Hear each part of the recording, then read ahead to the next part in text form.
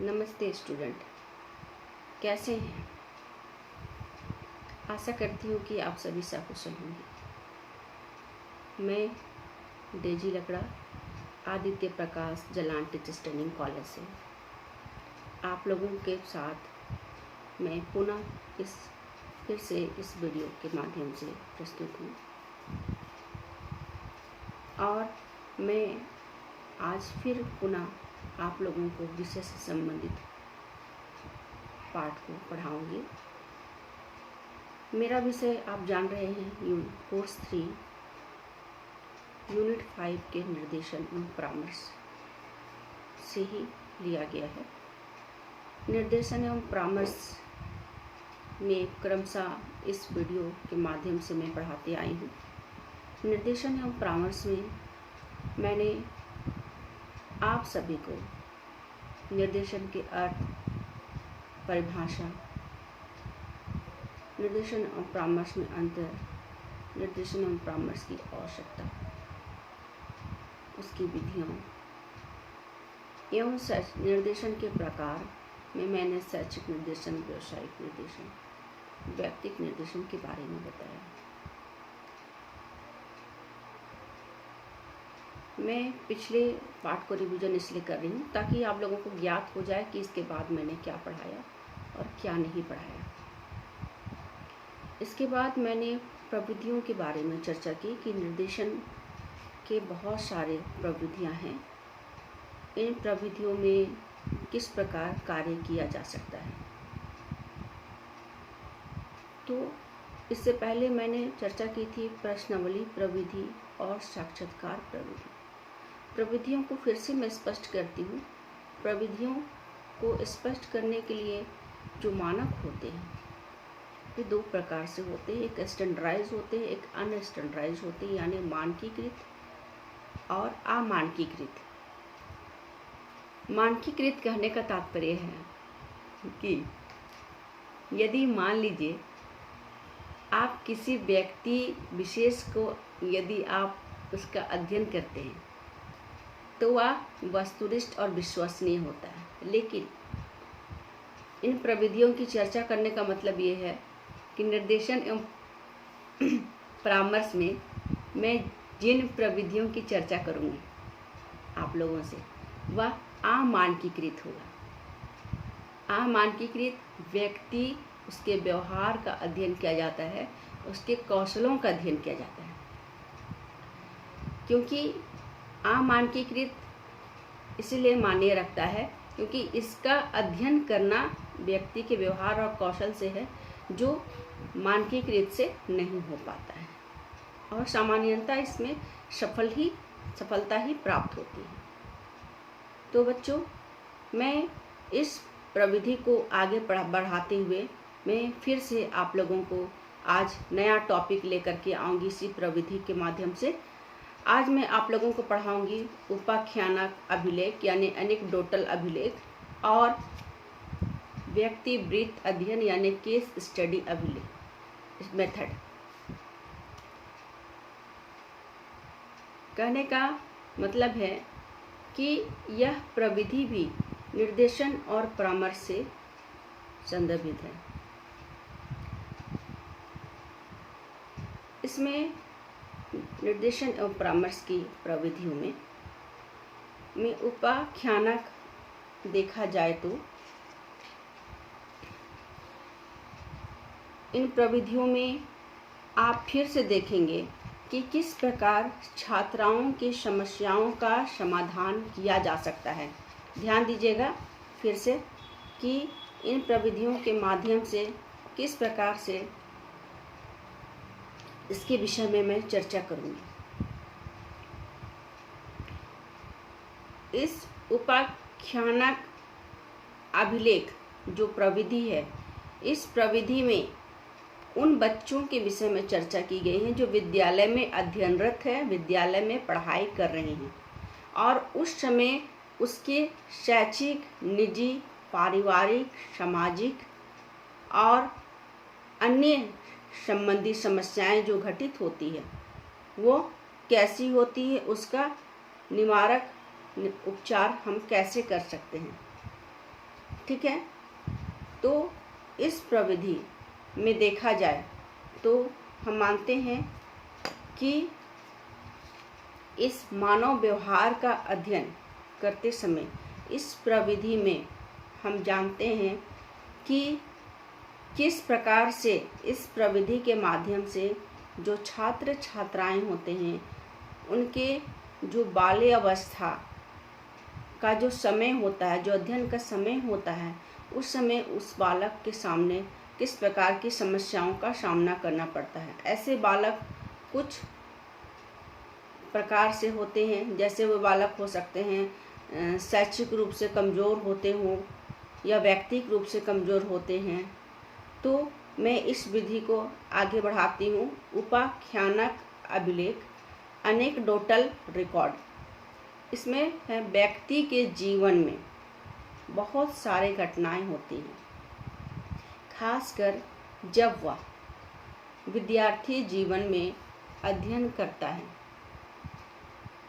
उस बालक को परिवार की स्थिति, सामाजिक एवं आर्थिक स्थिति से गुजरना पड़ता है।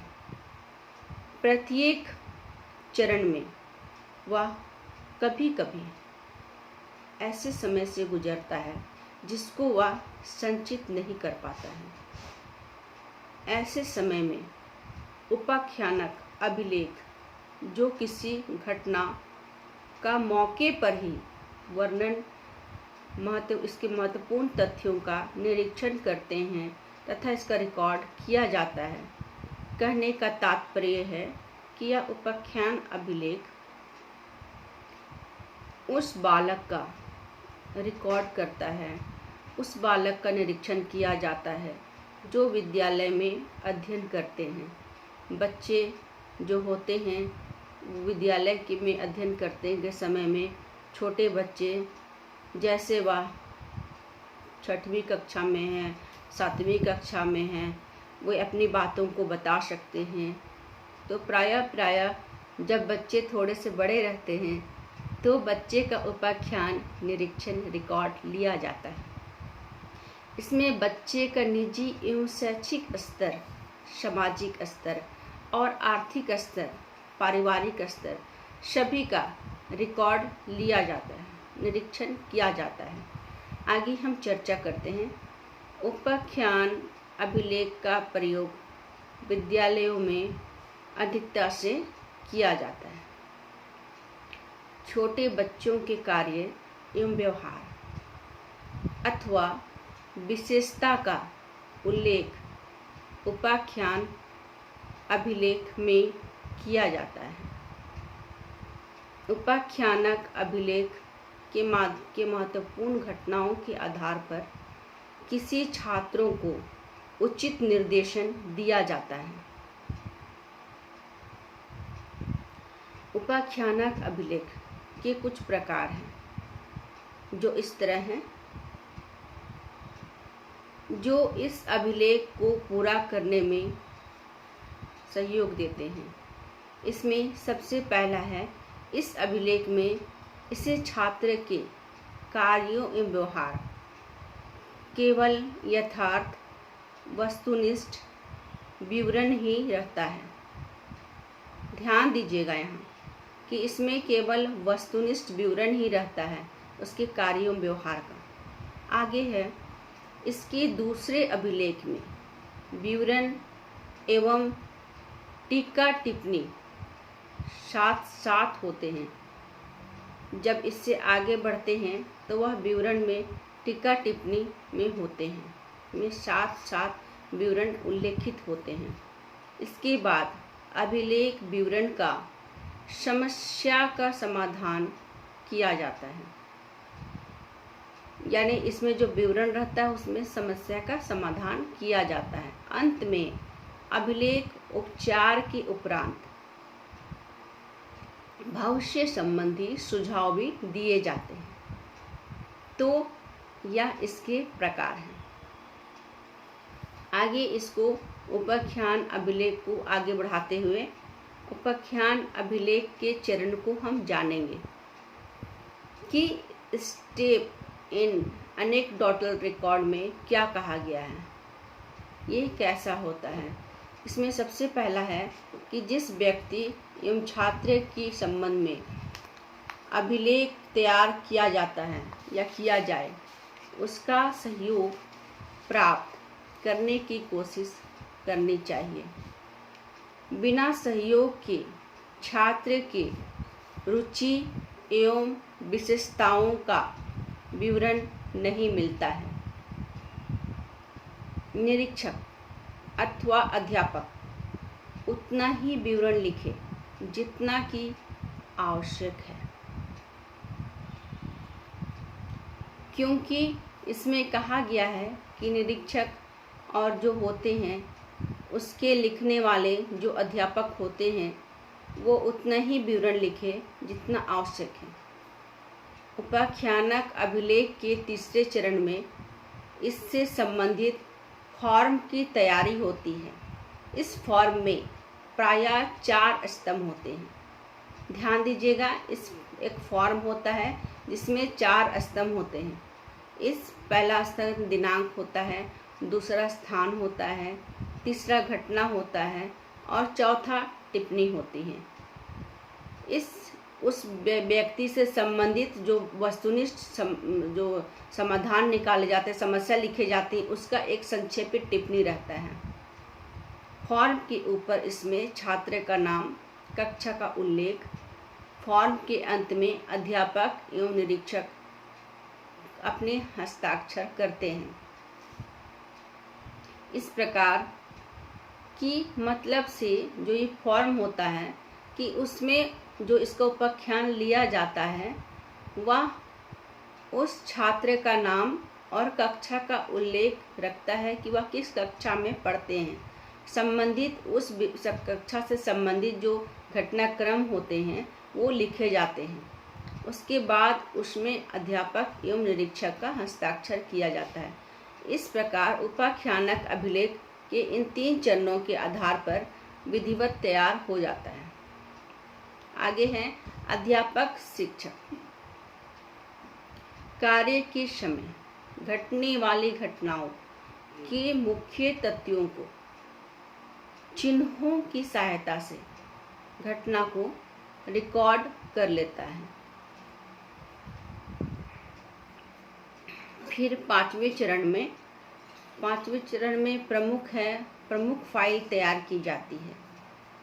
प्रयास यह किया जाता है कि एक ही स्थान पर छात्र के अभिलेख उपलब्ध हो जाए।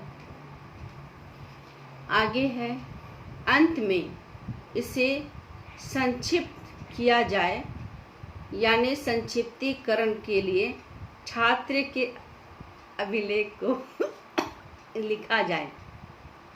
इस प्रकार से छात्र की निजी एवं अर्जन संबंधी विषय को घटना संबंधी उपाख्यानक अभिलेख किया जाता है।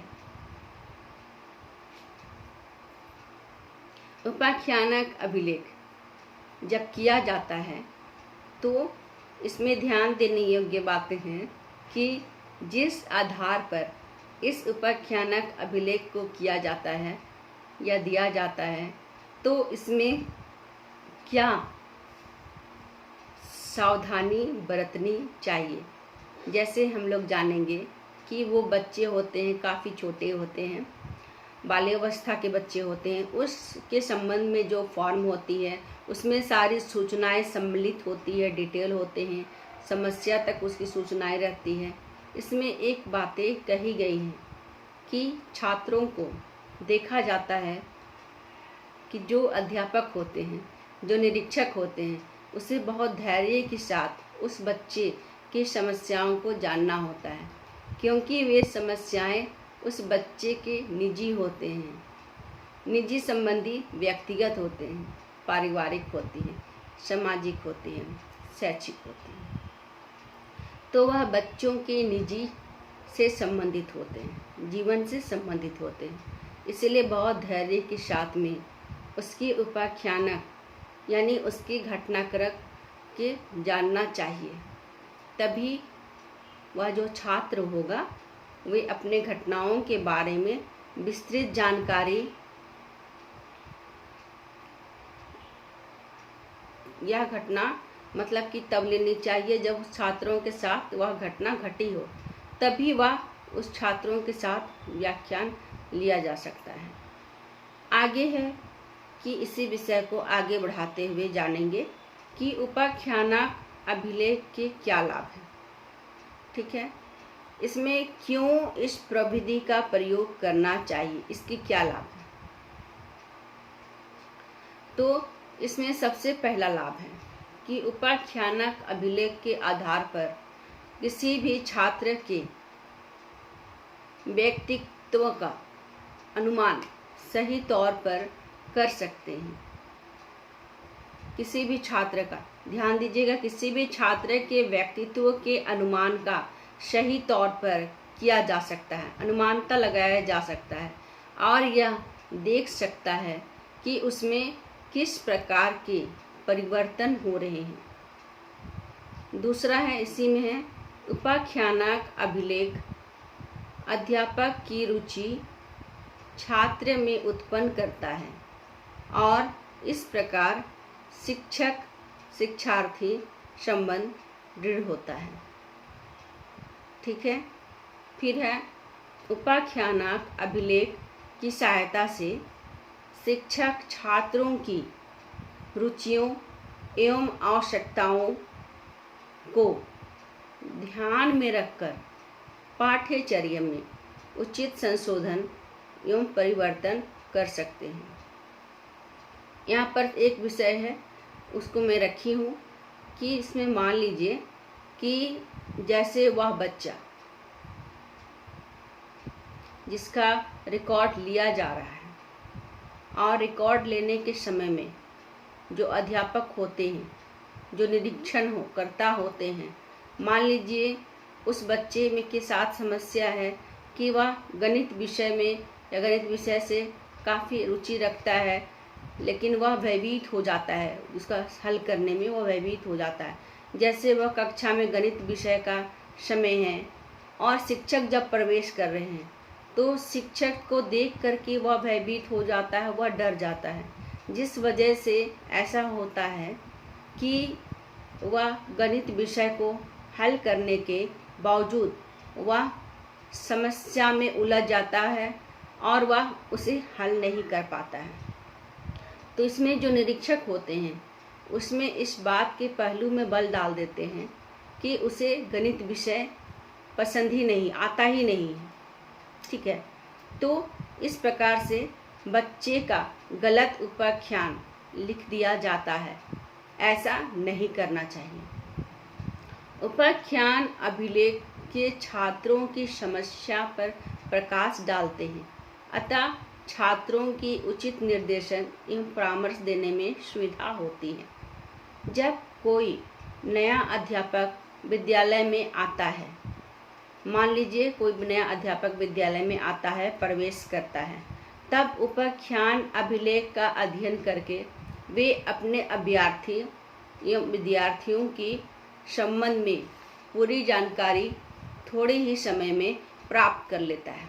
मतलब कि वह जिस विद्यालय में जाता है, इस कक्षा में उसे पढ़ाना होता है और जिस कक्षा में उस बच्चे के बारे में जानकारी रहती है, शैक्षिक रिकॉर्ड किया जाता है, निजी रिकॉर्ड रहता है, उस सभी जानकारी को प्राप्त कर लेता है, तभी वो कक्षा में जाता है। ठीक है, तो ये तो है इसके लाभ हो गए।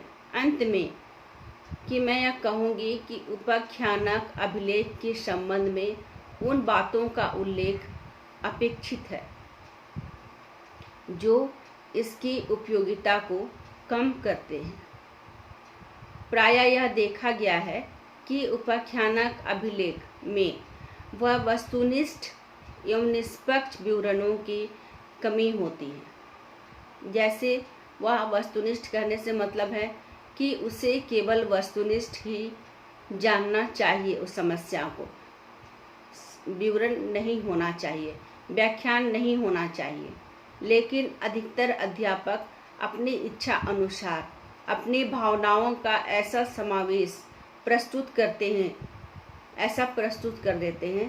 कहने का मतलब है इसमें कि जो अध्यापक होते हैं, अभी जैसे मैं बताई कि वह बच्चा गणित विषय में रुचि लेता है, लेकिन शिक्षक को देखकर वह बच्चा भयभीत हो जाता है और हल नहीं कर पाता है, लेकिन अध्यापक उसको अलग तर्क तरीके से उसका समस्या लिख देते हैं कि उसे गणित विषय पसंद ही नहीं है। ऐसा वास्तविक रूप में बिल्कुल नहीं होता है, लेकिन यहाँ पर यह कहा गया है कि अध्यापक अपनी इच्छा अनुसार अपनी भावनाओं का ऐसा समावेश प्रस्तुत करते हैं। अतः यह आवश्यक है कि उपाख्यानक अभिलेख में यथार्थ की बातों का सही सही उल्लेख हो और अध्यापक अथवा अन्य सभी व्यक्तियों का यह कर्तव्य है कि वह अपनी भावनाओं को नियंत्रण रखे। उपाख्यानक अभिलेख में उपयोगिता उस समय कम हो जाती है जबकि छात्रों में इसे गुप्त नहीं रखा जा सकता है। यहाँ ध्यान देने वाली बातें हैं कि यह उपाख्यानक अभिलेख है, गुणवत्ता तब खत्म हो जाती है जब यह छात्राओं के बीच में, मतलब कि जो छात्राओं के लिया जा रहा है और उसके सहपाठी छात्राओं के साथ यह अभिलेख से संबंधित बातों को गुप्त रखी नहीं जाती है। तो कहने का मतलब है कि गुप्त नहीं रखने के पश्चात देखा जाता है कि वह उसे शिक्षक उस छात्र के विषय में दूसरे छात्र के पास कह देते हैं कि यह छात्र का पारिवारिक स्तर ऐसा है, सामाजिक स्तर ऐसा है। इस प्रकार से उस छात्रों के मस्तिष्क में यह धारणा घर कर जाती है कि उसके बारे में सभी जानते हैं और सभी उसका मजाक उड़ाते हैं। ठीक है, उसे हास्यास्पद दृष्टिकोण से देखते हैं। तो उपाख्यानक अभिलेख की उपयोगिता उस समय कम हो जाती है जब वह छात्राओं में किसी गुप्त नहीं रखा जाता है, इसलिए इसे गुप्त रखना चाहिए। और जब उसे उपाख्यानक अभिलेख के बारे में पता चलता है तो इसकी उपयोगिता नष्ट हो जाती है। इस प्रकार से इस अभिलेख अध्ययन से छात्र का भविष्य उज्जवल बनता है इस अभिलेख के द्वारा, इसीलिए इसमें ध्यान देने योग्य बातें हैं। तो यह तो हुई उपाख्यानक अभिलेख प्रविधि। अब हम चर्चा करते हैं व्यक्ति वृत्त अध्ययन यानी केस स्टडी मेथड। यह केस स्टडी मेथड जो है आपका बहुत बड़ा विषय है, जिसमें मैं नहीं हो पाएगा तो मैं इसे अगले वीडियो में बताऊंगी।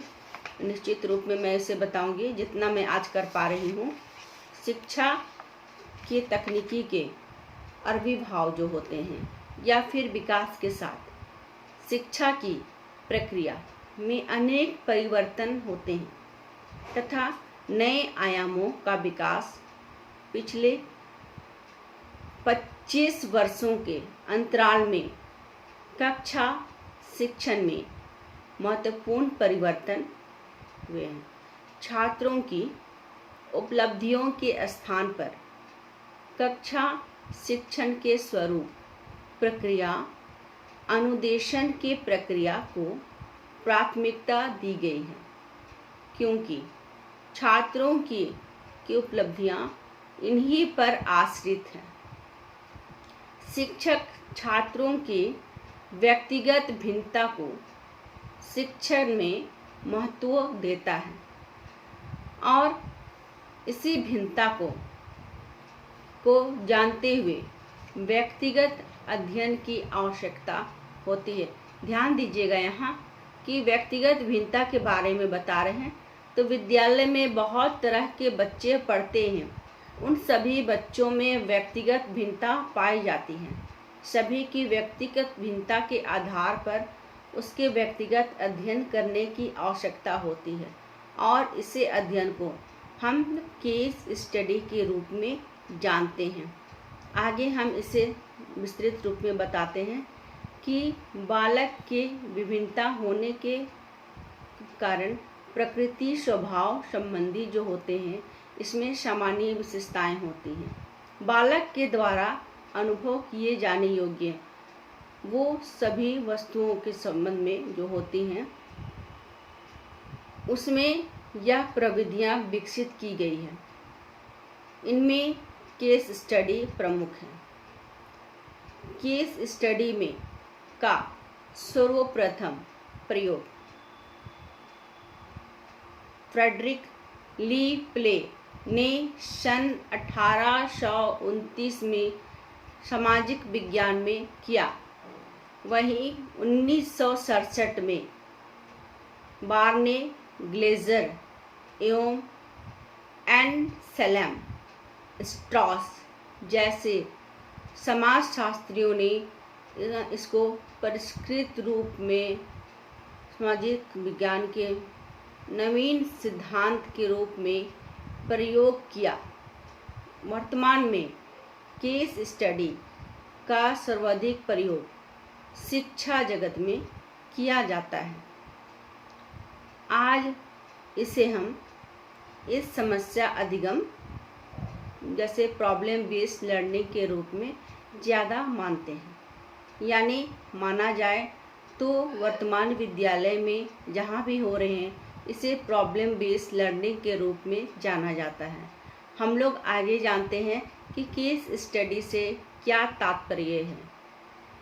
तो इसमें जानते हैं कि केस स्टडी से तात्पर्य है कि किसी भी वस्तु, ध्यान दीजिएगा यहाँ हम किसी भी वस्तु के बारे में चर्चा कर रहे हैं, स्थिति का भली भांति बारीकी से जांच पड़ताल करना या जानना। फिर से हम बोल रहे हैं इसको, किसी भी वस्तु की स्थिति का भली भांति बारीकी से जांच पड़ताल करना या जानना इसका बुनियादी आधार है। विद्यार्थी के जिज्ञासु प्रवृत्ति को माना जाता है, अर्थात यह किसी ज्ञान या फिर अनुभवों को पाने का साधन है। इस विधि में विद्यार्थी स्वयं में समाधान ढूंढने में सक्रिय रूप में रहते हैं। यानी विद्यार्थी की स्वयं समाधान ढूंढने में सक्रिय भूमिका रहती है, जबकि अध्यापक की भूमिका विद्यार्थियों को समस्या से भली भांति परिचित कराना है। और वर्तमान में शिक्षा प्रणाली में शिक्षक का उत्तरदायित्व बढ़ गया है और उसकी स्वतंत्रता की बात कही जाए तो वह कम कर दी गई है। शिक्षक की भूमिका छात्रों की अधिगम के लिए व्यवस्थापक होती है। शिक्षक एक सलाहकार और मार्गदर्शक के रूप में होता है। यहाँ क्या होता है? शिक्षक एक सलाहकार और मार्गदर्शक के रूप में होता है। शिक्षक को अपनी कक्षा में समस्यात्मक बालकों से रूबरू होना पड़ता है। ध्यान दीजिएगा यहाँ कि शिक्षक को अपने कक्षा में समस्यात्मक बालकों से रूबरू होना पड़ता है। ऐसे में बालकों में सुधार के लिए शिक्षक को हमेशा तत्पर रहना पड़ता है और तत्पर रहना चाहिए। इसके लिए शिक्षक समस्यात्मक बालकों के सुधार के लिए उसके पूर्व इतिहास को स्वयं क्या करते हैं? पूर्व इतिहास को यहाँ पर हम आप लोग क्या बताएं, विराम देख कहते हैं किसके लिए? शिक्षक समस्यात्मक बालकों को जो समस्या ग्रसित होते हैं के सुधार के लिए उसके पूर्व इतिहास यानी उसका बैक हिस्ट्री को स्वयं उसके परिवार से, उसके मित्रों से, उसके समाज से, सामाजिक मित्रों से पूछताछ कर तथ्यों का संकलन करना पड़ता है। इस अध्ययन द्वारा उन कारणों को खोजा जाता है जिसके फलस्वरूप उस बालक का आचरण एवं व्यवहार असामान्य हो जाता है। ठीक है, मतलब कि उस बालक का जो व्यवहार होता है वह असामान्य हो जाता है, असामान्य हो जाता है। और प्राप्त कारणों के आधार पर शिक्षक समस्याओं के उपचार करते हैं।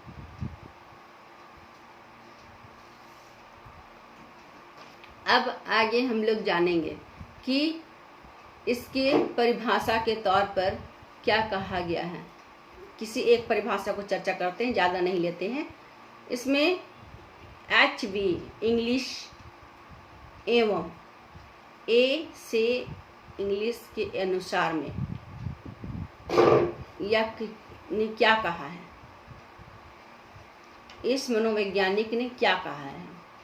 इसमें है व्यक्तिवृत्त वह अध्ययन है जिसमें सामाजिक, मनोवैज्ञानिक, शारीरिक, जीवन संबंधी, पर्यावरण संबंधी तथा व्यावसायिक सूचनाओं को इस उद्देश्य से एकत्रित किया जाता है कि उनके प्रकाश में किसी एक व्यक्ति अथवा परिवार जैसे एक सामाजिक इकाई की सहायता की जा सकती। इसी प्रकार कहा गया है कि व्यक्तिवृत्त व्यक्ति का वह विस्तृत अध्ययन है जो कि इस उद्देश्य से किया जाता है कि वह भली प्रकार से समायोजित हो सके।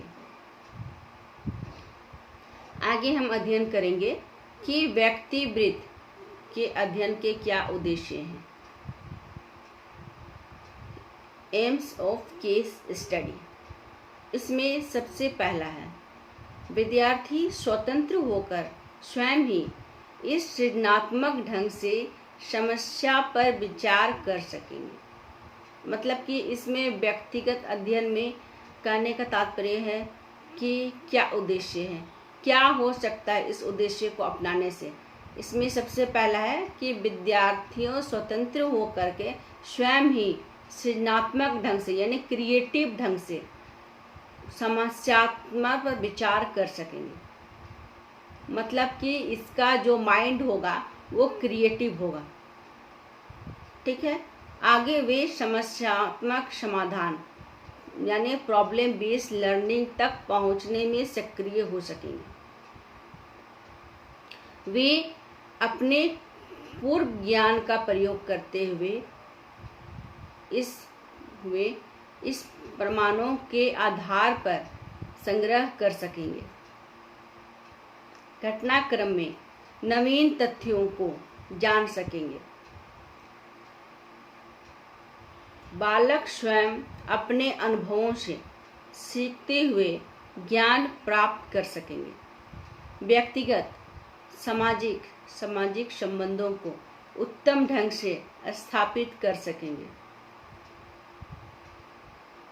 छात्रों में अभिप्रेरणा एवं अभिव्यक्ति जो होती हैं क्षमता में वृद्धि हो सकेगी और इस तरह से छात्रों की उपलब्धियों का मूल्यांकन हो सकेगा।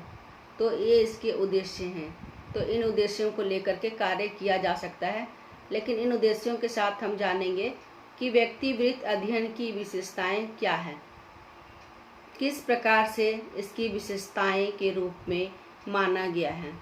इसमें सबसे पहला है शिक्षण अधिगम की समस्या समाधान। शिक्षण अधिगम की समस्याओं का समाधान करना व्यक्ति में व्यक्तिगत रूप में किया जाता है या इसे व्यक्तिगत रूप में किया जाता है। व्यक्तिगत अध्ययन में लिखित कार्य को विशेष महत्व दिया जाता है। ठीक है, ध्यान दीजिएगा कि इसमें लिखित कार्य को विशेष महत्व दिया जाता है, क्योंकि इसमें जितना भी है व्यक्ति अध्ययन किया जाता है वो लिखित होते हैं कि उसके महत्व दिया जाता है।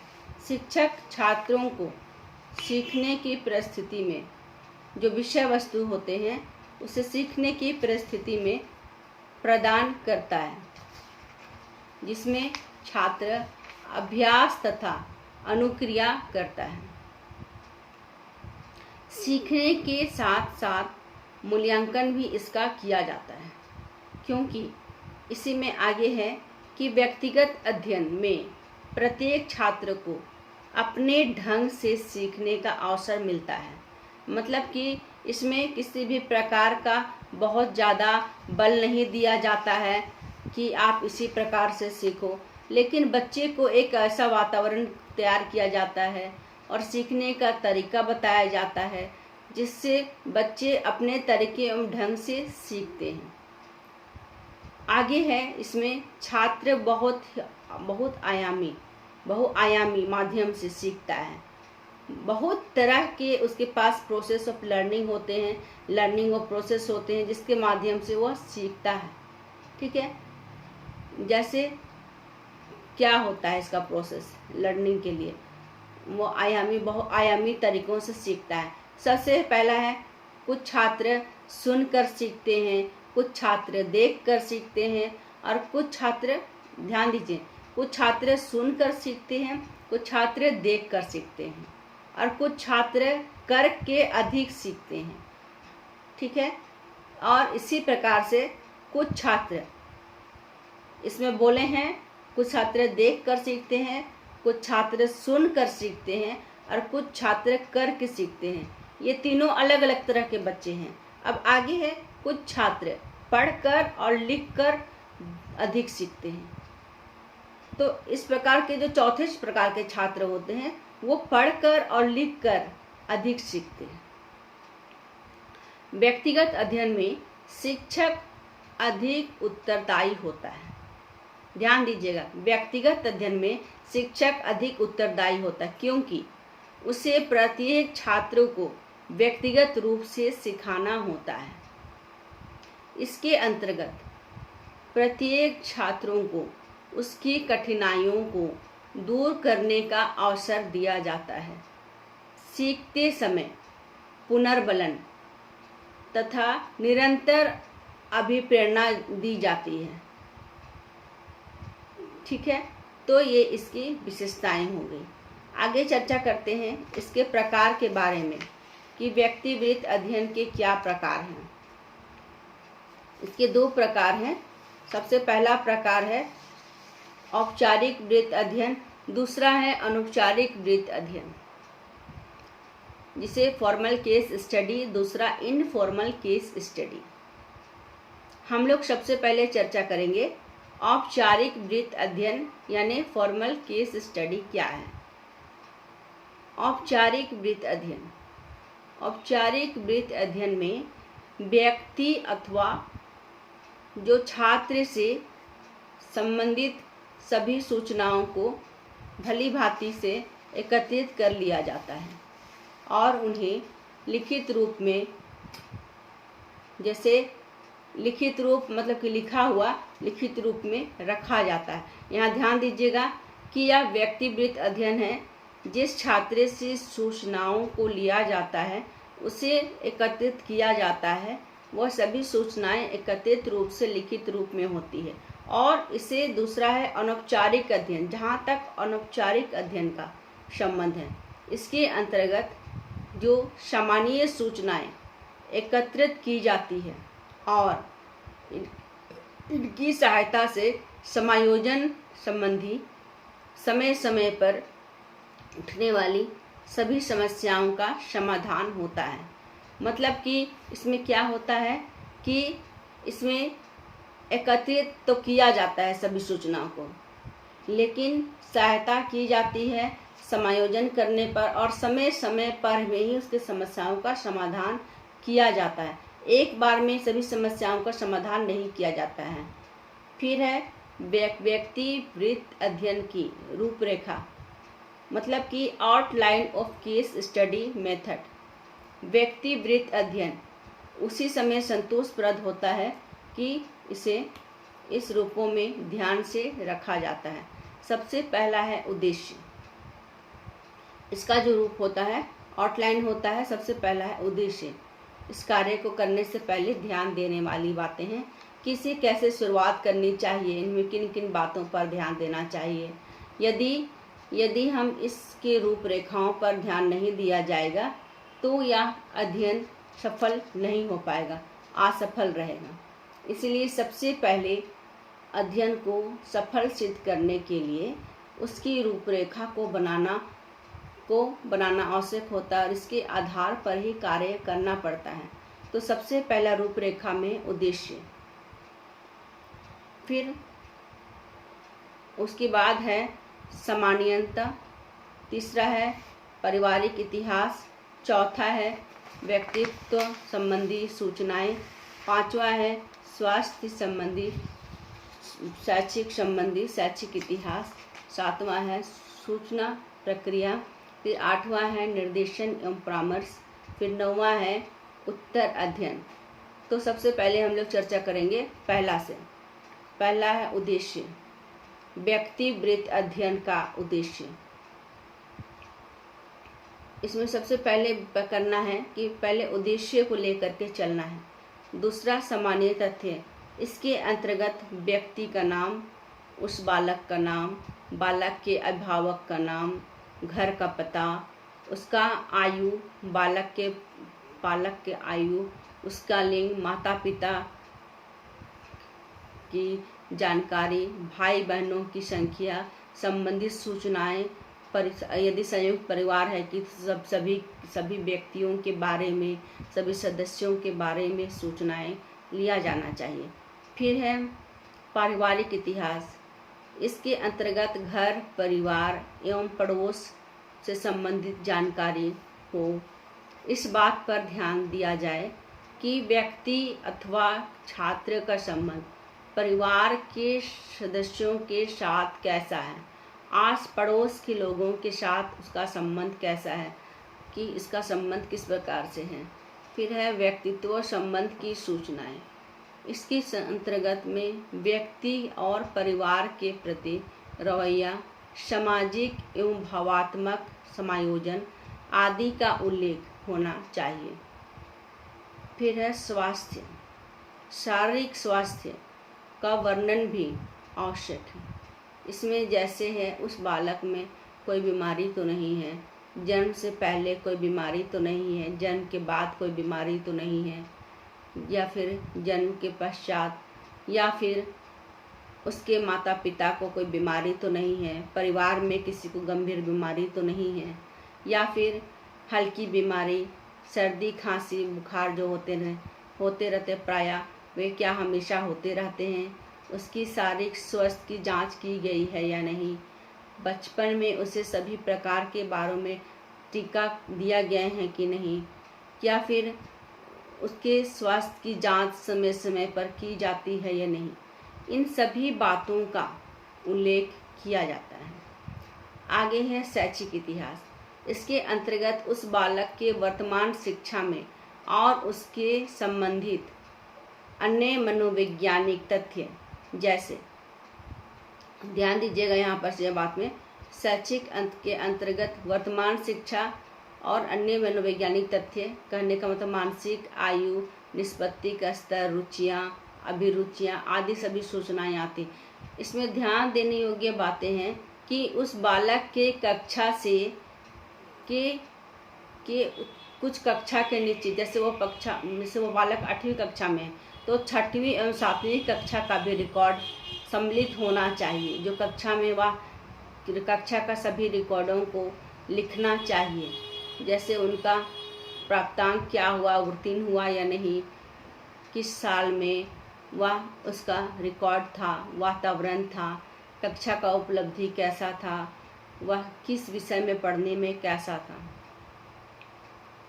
और किस विषय को पढ़ने में रुचि नहीं लेता था, और उसका मापन एवं मूल्यांकन रखा गया।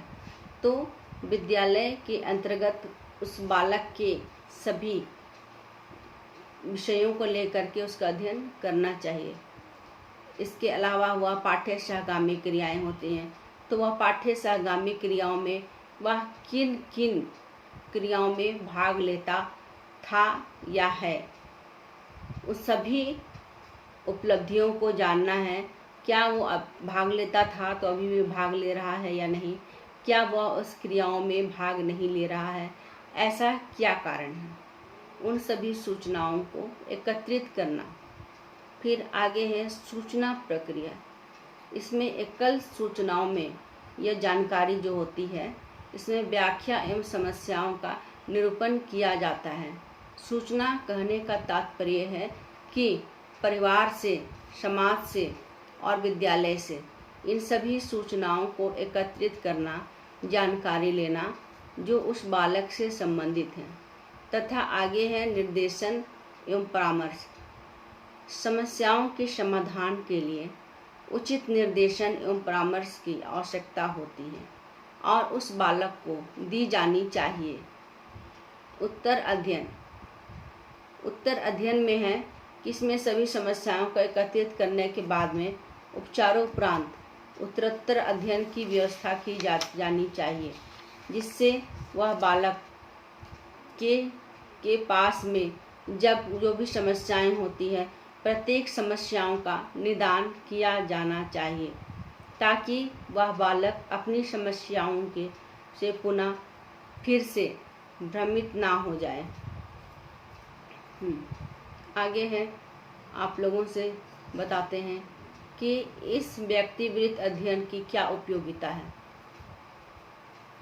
Utility of case study. इसमें उपयोगिता में कि सबसे पहले है कि इसमें छात्रों के अधिगम एवं फिर उसमें प्रभावशाली होता है। इसके छात्रों के अधिगम में अधिक प्रभावशाली होता है, जिससे छात्रों में योग्यता तथा अध्ययन संबंधी अच्छी आदतों का विकास होता है। मतलब कि छात्रों की जो भी योग्यता होती है उसमें पुनः सक्रियता आ जाती है और छात्र अपने अध्ययन संबंधी आदतों का विकास कर सकते हैं। ठीक है, आगे है, इससे छात्रों में धारण शक्ति का विकास होता है, क्योंकि जो तथ्य निकाले जाते हैं उनमें छात्र स्वयं से निकलता है। मतलब कि छात्र यदि समस्या से ग्रसित है, पीड़ित है, तो उस समस्या से निजात पाने के लिए छात्र स्वयं करेगा। निर्देशक कर्ता या परामर्शदाता उसे केवल मार्गदर्शक देते हैं और दिशा निर्देश देते हैं और सलाह देते हैं और उस बच्चे को अपने को सुधारने के लिए समय देते हैं। पुनः उस बालक को सामान्य रूप में लाना है, जिसमें वह बालक स्वयं ही अपनी धारण शक्तियों का विकास स्वयं करता है और स्वयं ही अपने समस्याओं से निकलने की कोशिश करता है। इससे आगे है, इससे छात्रों की उपलब्धि स्तर में वृद्धि होती है, जो अध्ययन के प्रति धनात्मक अभिवृत्ति का विकास करता है। इससे छात्रों में अपेक्षित अभिवृद्धियों का विकास होता है। विभिन्न मानसिक स्तर के छात्रों को उनके ढंग से सीखने का अवसर मिलता है। ध्यान दीजिएगा इसमें कि विद्यालय में जो छात्र पढ़ते हैं, सभी छात्रों का जो बुद्धि स्तर होता है, जो IQ लेवल होता है, बिल्कुल अलग अलग होता है। सबका बुद्धि स्तर जो होता है, जिसमें विभिन्नता पाई जाती है और विभिन्न मानसिक स्तर में वे लोग होने के कारण ये जो छात्रों का अधिगम क्षमता होता है उसमें प्रभाव पड़ता है। लेकिन जो बच्चे समस्यात्मक हो जाते हैं या समस्या ग्रसित हो जाते हैं, उसे दोबारा मौका मिलता है, दोबारा अपने मानसिक स्तर को बढ़ाना और सीखने के ढंग के लिए अवसर मिलता है और इसमें बहुस्तरीय शिक्षण में सहायता मिलती है। आपको पहले हम बता चुके हैं कि सुनकर सीखना, लिखकर सीखना, पढ़कर सीखना और लिखकर और पढ़कर दोनों सीखना, इस तरह के बच्चों को बहुस्तरीय शिक्षा में सहायता मिलती है।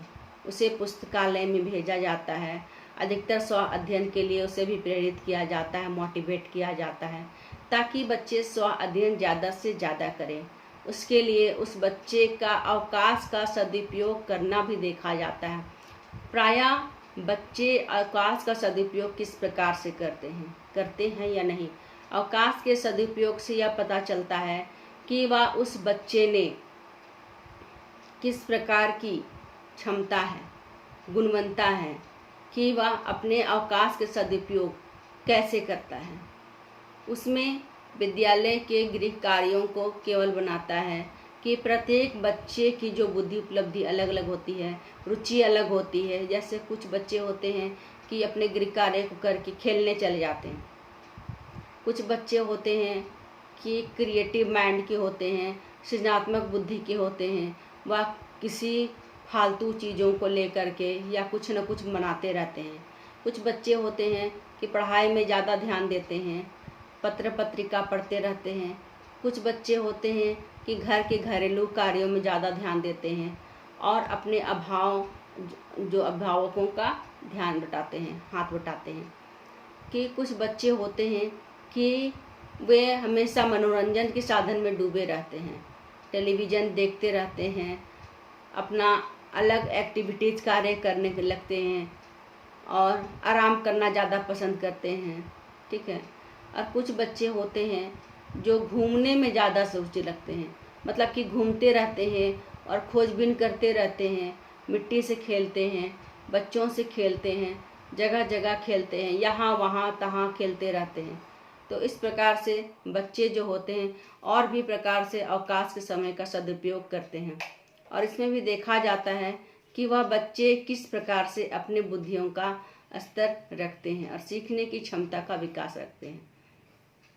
तो यह व्यक्ति आगे इसमें चर्चा करते हैं कि व्यक्ति वृत्त अध्ययन निर्मित जो जानकारी एकत्रित की जाए उसका उद्देश्य स्पष्ट है। मतलब कि जो जानकारी एकत्रित की जाए और समस्यात्मक बालकों का उसका उद्देश्य स्पष्ट होना चाहिए।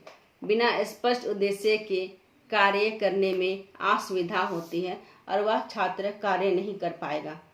ताकि प्राप्त जानकारी जो होते हैं के आधार पर यह व्याख्या संतोषप्रद हो सके। जो भी प्राप्त जानकारी होती है उसकी व्याख्या संतोषप्रद हो सके।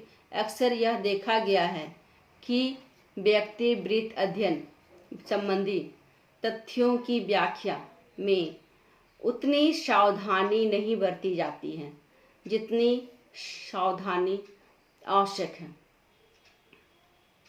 फिर इसलिए यह सुझाव दिया गया है कि व्यक्ति मंत्रणा जो होते हैं, केस कॉन्फ्रेंस होते हैं, कि केस कॉन्फ्रेंस की व्यवस्था हो। इस मंत्रणा में विद्यालय के प्रधानाध्यापक एवं परामर्शदाता का होना आवश्यक है। और इसके साथ में अभिभावक भी होते हैं, समाज के कुछ विशिष्ट लोग भी होते हैं। इसमें मतलब कि देखा जाता है कि जब किसी बालक का केस स्टडी किया जाए तो वह जिन जिन लोगों से यह तथ्य अवलोकन किया जाए, पूछा जाए, उन सभी लोगों के एक सूची दर्ज हो, नाम का विवरण हो और उनसे क्या पूछा जाए या क्या जानकारी लिया जाए, इनका भी एक सूची दर्ज हो। इसके बाद ही यह कार्य करना चाहिए। विद्यालय से संबंध में कि कहना है कि विद्यालय के जो प्रधानाध्यापक होते हैं और अध्यापक होते हैं और सभी जो काउंसलर होते हैं, परामर्शदाता होते हैं, सभी का होना उपयुक्त है। और वर्तमान विद्यालय में यदि देखा भी जा रहा है कि प्रत्येक विद्यालय में परामर्शदाता की नियुक्ति की जा रही है। इससे वे बालकों की समस्या का समाधान करने में सहायक सिद्ध होते हैं।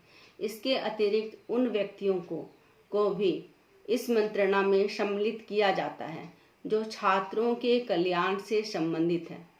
व्यक्ति मंत्रणा करते समय व्यक्ति की समस्याओं के समाधान के कारणों का समस्या का विश्लेषण किया जाए, फिर समस्या के लिए उसके व्यवहारिक उपाय बताए जाए। तभी व्यक्ति वृत्त अध्ययन जो होता है उपयोगी सिद्ध हो सकते हैं। तो बच्चों, मैं आप लोगों को जो मैं आज बताई हूँ उस पर आप लोग ध्यान दीजिएगा कि यह किस प्रकार से इसकी सफलता हो सकती है। ठीक है, आगे मैं बताना चाहूँगी कि आप इस वीडियो को जो भी देख रहे हैं और एक केस स्टडी के माध्यम से जो मैंने आप लोगों को बताया, आज मैं आप लोगों को 2 प्रविधियों के बारे में चर्चा की हूँ। एक उपाख्यानक अभिलेख प्रविधि और एक दूसरा है व्यक्तिवृत्त अध्ययन प्रविधि। तो इन दोनों प्रविधियों के माध्यम से समस्यात्मक बालों का उपचारात्मक निदान किया जाता है। तो आप एक शिक्षक बनने के साथ में इस प्रविधियों को आपको जानना आवश्यक है। केवल पास करना आवश्यक नहीं है, बल्कि इस प्रविधियों को जानना आवश्यक है, ताकि आप अपने जब शिक्षक जीवन में जब कार्य करेंगे तो इस प्रविधियों का प्रयोग करके समस्यात्मक बालकों का हल निकाल पाएंगे। यह पढ़ाने के साथ में मैं आप लोगों को फिर से एक रिक्वेस्ट करूंगी कि आप लोग जब भी मैं पढ़ाती हूँ, मैं पहले भी बोली हूँ कि नोट कॉपी या कमेंट बॉक्स पर आप ज़रूर लिखें अपने ये को, आपको अच्छा लगा बुरा लगा। ज़्यादा से ज़्यादा इस वीडियो को शेयर करें, सब्सक्राइब करें, ताकि मुझे भी अच्छा लगे और मेरा भी मनोबल बढ़े। और जो यदि समझ में नहीं आ रहा है तो इसमें आप कमेंट ज़रूर करें। मैं अगला वीडियो फिर से प्रविधि के माध्यम से ही प्रस्तुत करूंगी, क्योंकि अभी कुछ प्रविधियां बाकी है और ये केस स्टडी जो प्रविधि है इसको विस्तृत रूप में मैं आगे फिर से बताऊंगी, ताकि आप लोगों की जो जिज्ञासा है, जो जानने की इच्छा है, वो बढ़ती रहे और आप लोग समझते रहें। ठीक है बच्चों, और नए फिर से आगे आने के लिए मैं फिर पुनः विदा लेती हूँ। धन्यवाद।